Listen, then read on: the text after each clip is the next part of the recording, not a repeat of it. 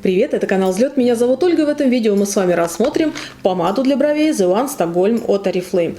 Посмотрим все три оттенка, обсудим сам продукт, я проверю его на стойкость и также нанесу на брови и поделюсь своими впечатлениями. Если вам все это интересно, то поехали! Помада для бровей The One приходит в трех оттенках. Сейчас мы с вами все их посмотрим. Для начала давайте рассмотрим упаковку. Приходит она вот в такой темно-зеленой красивой картонной коробочке. Мы видим информацию, нанесенную серебристыми буквами на эту коробочку. И сейчас мы, конечно, ее откроем. Давайте сначала посмотрим общую информацию. 3,5 грамма в этом продукте и срок годности 6 месяцев с момента вскрытие баночки. Имейте в виду, через полгода она уже имеет право высохнуть. И изготовлена она в Китае. Ну что, давайте достанем, посмотрим, как она выглядит. Это же самое интересное. Вот такая красивая стильная упаковка у новой помадки для бровей. Этот продукт вышел впервые в Oriflame, обещает нам идеальные брови и обещает, что текстура этого продукта после нанесения будет трансформироваться из кремовой в пудровую, стойко фиксируя выбранный образ.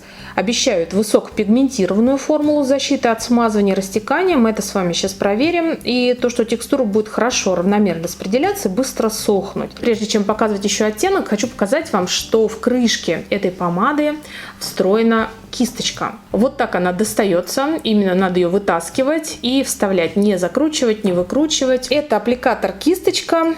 У нее стильный, тонкий, скошенный кончик, который будет удобен для аккуратного и быстрого нанесения. Но это мы протестируем уже при нанесении. И давайте же посмотрим первый оттенок. Вот так выглядит светло-коричневый тон. Мне нравится, что он холодный, он не рыжий и такой немного пыльный. Я думаю, придется очень многим по душе.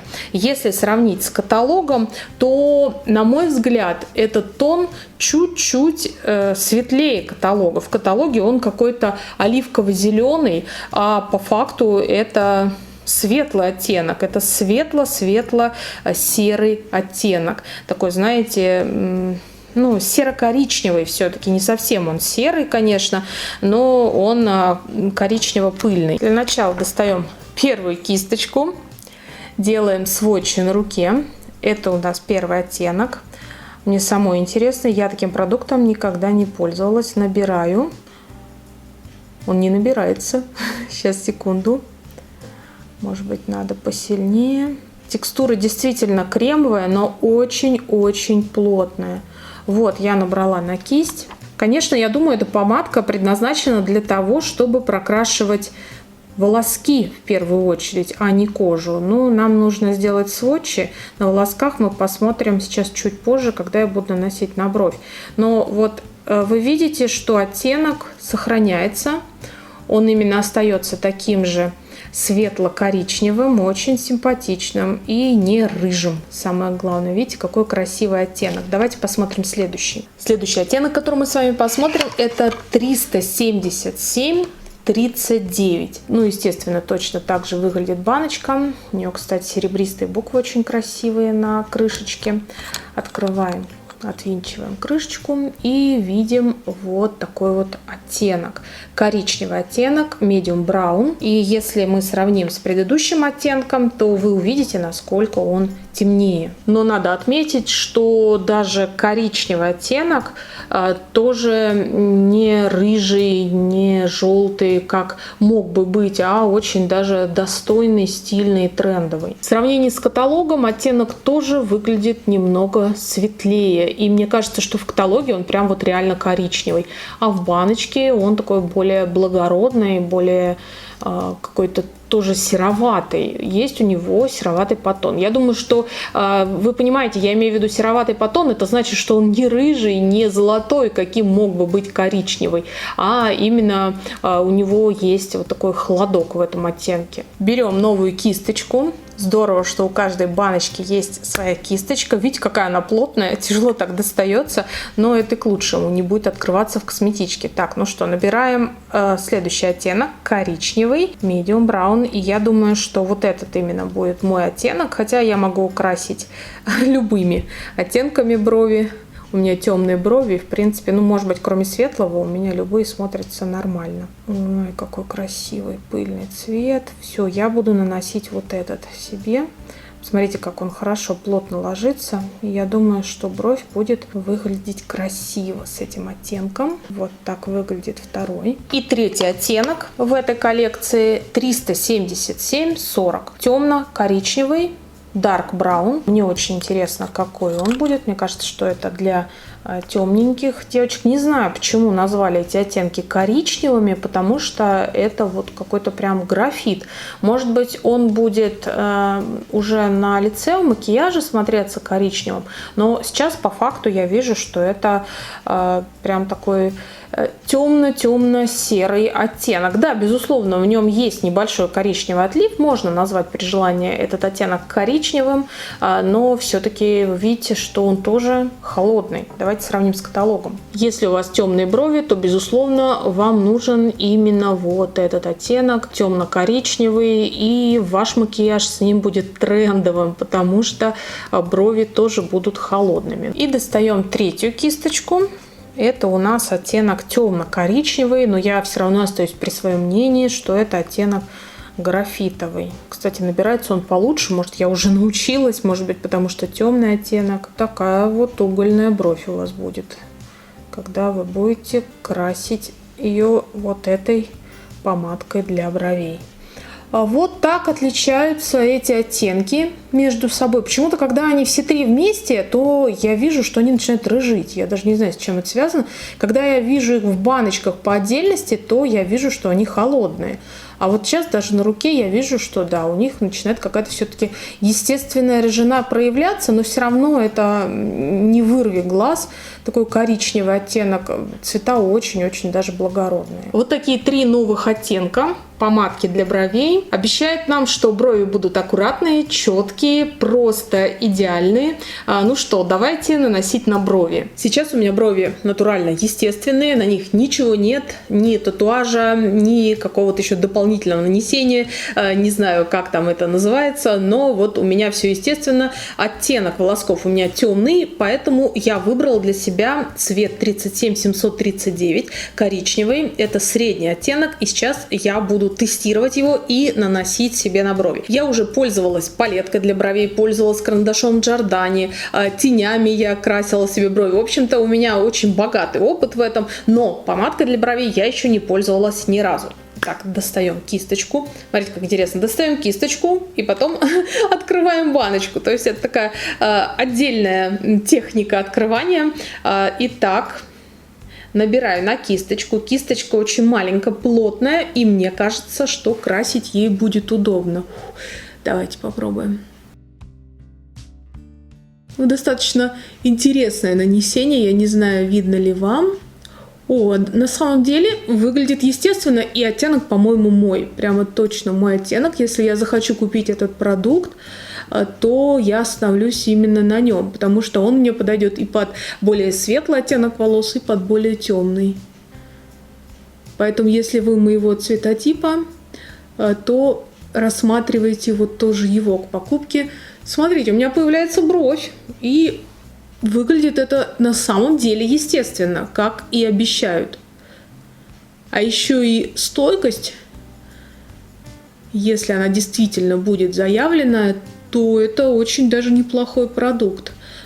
Может быть, я немножко сейчас неровно наношу, но я стараюсь, поверьте мне. Смотрите, бровь появилась, да? Да? Вы видите ее? И такое ощущение, знаете, что я ее не накрасила, а она действительно стала более густой. Мне нравится этот продукт, мне нравится то, что кисточка очень тоненькая и кончик легко прокрасить. Вот я когда наношу карандаш Giordani, то иногда я его не затачиваю, он такой немножко туповатый, и вот этот кончик брови, он становится тоже потолще, а мне хотелось бы потоньше. А вот с помощью этой кисточки его можно вывести более тоненьким. Вот, смотрите, как у меня получилось. Как мы наносим краску на бровь. Наверное, это уже все знают. Мы прикладываем карандаш. У меня вот тут под рукой нет карандаша, давайте кисточку приложу. То есть через крыло носа, вот эту точку века внутреннюю, и здесь должен быть кончик брови. Вот так. А потом через зрачок мы смотрим прямо, через зрачок тоже от этой точки, и вот эта точка у нас будет самая верхняя. И через внешний уголок глаза мы прокладываем вот эту вот последнюю точку. То есть вот таким образом у нас должна строиться бровь. Ну, это вот такое идеальное нанесение. Так, все, одну я сделала, и знаете, очень легко. И я чувствую, что она зафиксировалась. Если мне нужно наслоить и сделать более драматический такой образ, то я могу нанести ее побольше, и действительно, смотрите, становится бровь более яркой. Сейчас вот в тренде брови густые, и они как бы подчеркивают молодость. Если вы хотите выглядеть более молодо, то нужно красить брови более такими пышными, более густыми. Но я все-таки предпочитаю вот так, как мне удобно. Ну, конечно, я уж совсем тоненькие не делаю, но вот и огромные, широкие тоже мне рука не поднимается. Вы какие брови красите? Поделитесь, пожалуйста, со мной. Давайте второй прокрасим. Глазик, вторую бровь, и посмотрим, что получится. Нанесение очень мягкое.